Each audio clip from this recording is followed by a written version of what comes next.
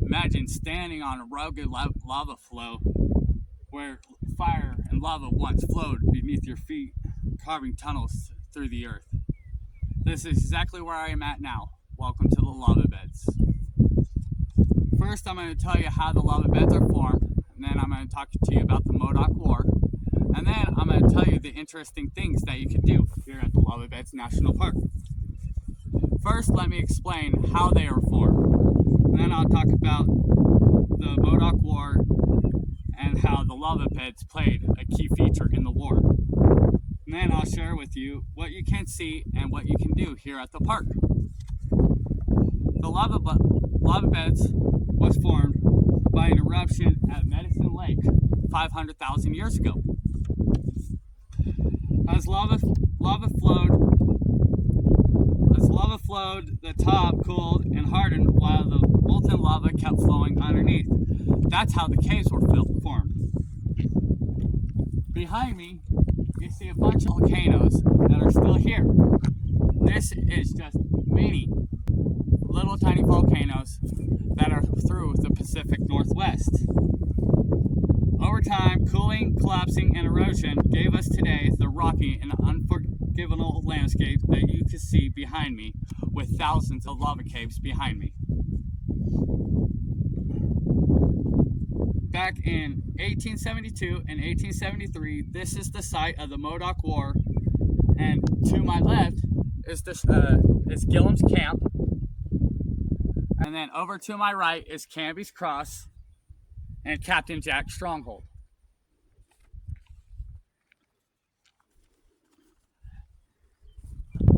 After General Canby was killed, the U.S. fell under Colonel Alvin C. Gillam, naming it Gillam's Camp.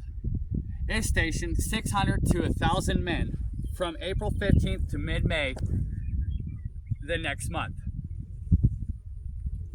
All right, here I'm at Canby's Cross. The cross marks the exact spot where Brigadier General Edward Canby was killed during a peace talk by Captain Jack on April 11th, as well as Reverend Elzira Thomas,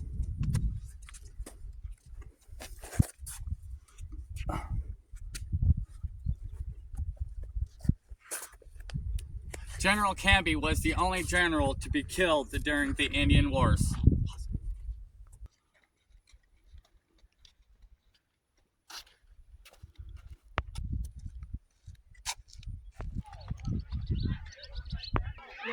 Sorry everyone, Medford is having a field trip here today.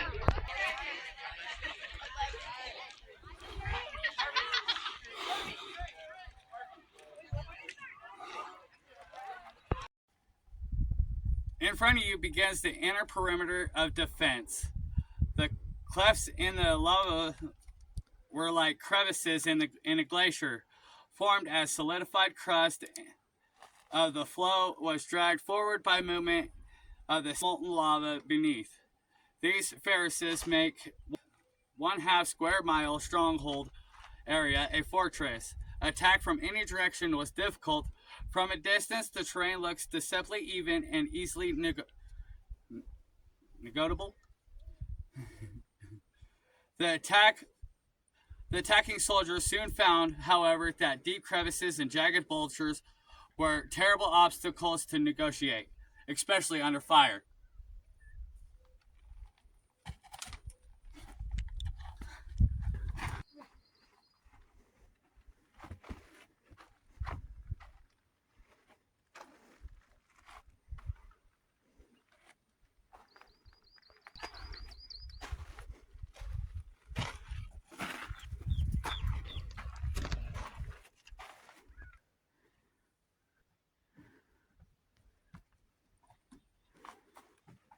I'm standing in a firing position that the Modoc held to cover the southeast position.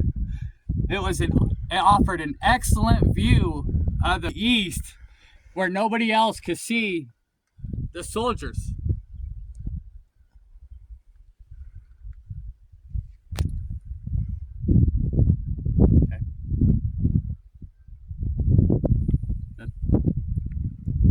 It was a perfect position to hide in.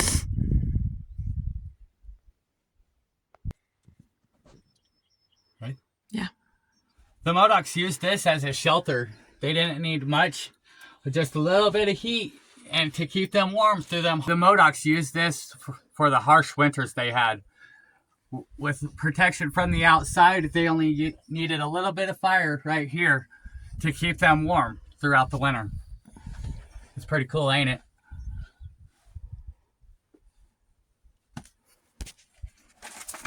Sally's Way, they got positioned where nobody could get shot at, and then they had a fortified fort down here where they could get the soldiers that was flanking this side.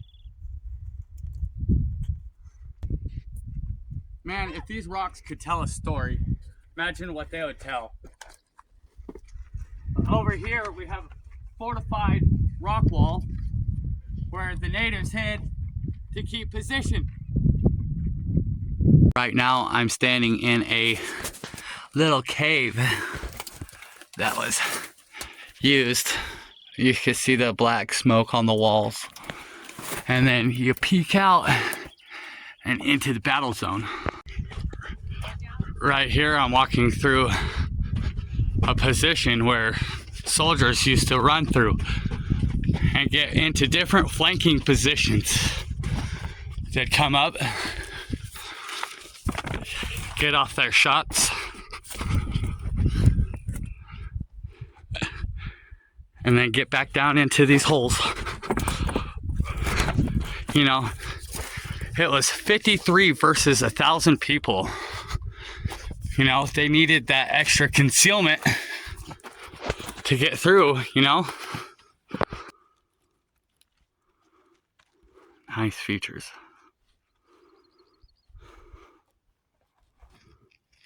Over there you got Medicine Lake, and then the Buttes.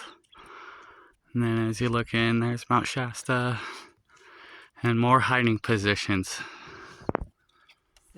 Right now I'm standing at the rock walls, and right there is Captain Jack's command post. Right here is Captain Jack's cave as he went in. Let's get a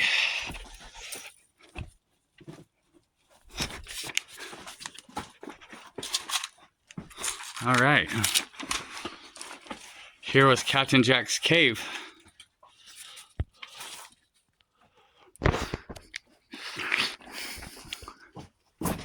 It's big. It's probably 30 feet by 20 feet. If only this cave could tell stories, man. Imagine what it could tell. I'm in Captain Jack's cave, and look at what I found.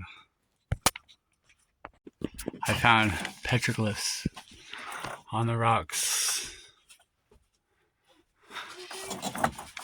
from ancient years ago. Someone sat right here drawing these. Man, that's cool. Here, right here, I'm at the south position of the stronghold, and I found a ring and then an escape route into this cave, just in case. And there, it's about 30 feet you could go in. Man. I'm standing in the dancing ring, which was a shamanistic ritual practice that the natives used back in the day to strengthen the stronghold.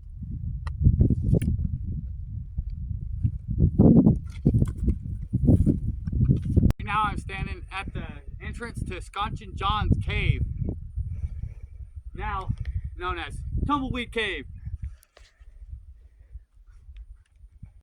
This terrain is just unforgivable. But right on the other side of that tree over there is Gillum's Camp, next to that hill out there. Okay, right over there, Gillum's Camp, Canby's Cross. The massacre of Lost River is out that way. But just look at the view. I'm standing at the top of the stronghold.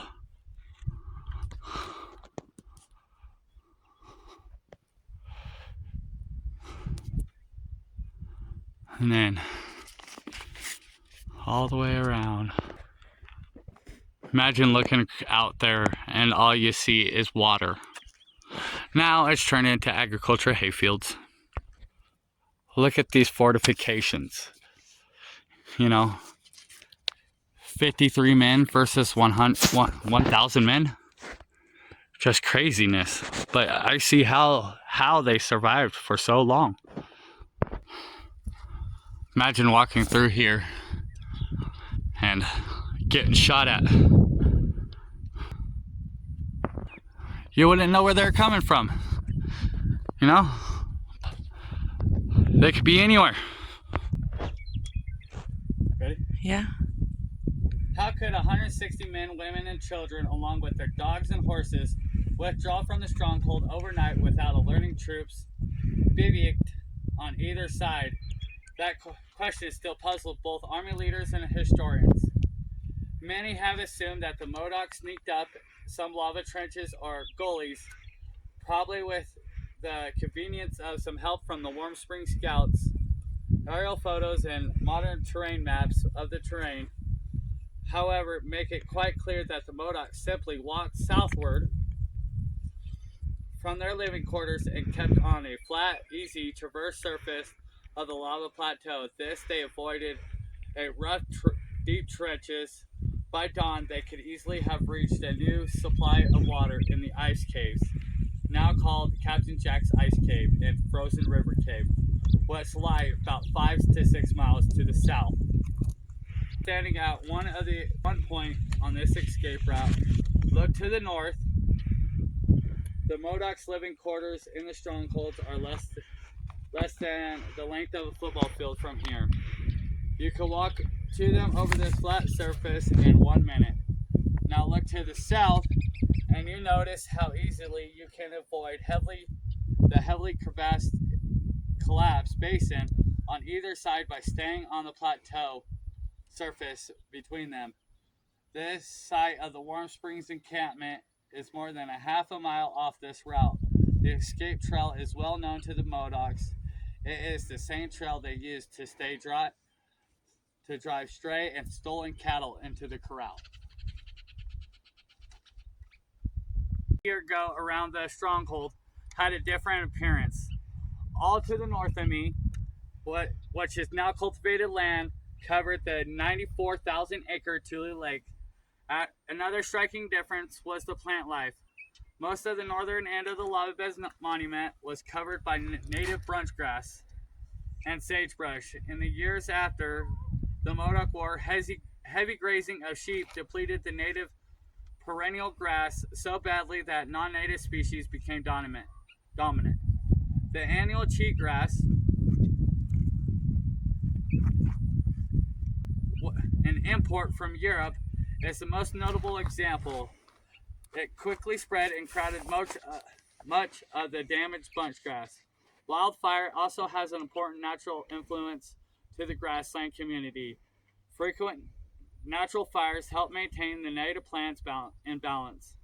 When the monument was established in 1925, fire suppression was an important proactive activity.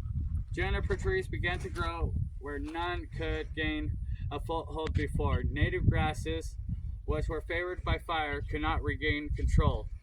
Available fuel built up so that when the fire did occur, it was quite intense, and recovery of the vegetation required much more time.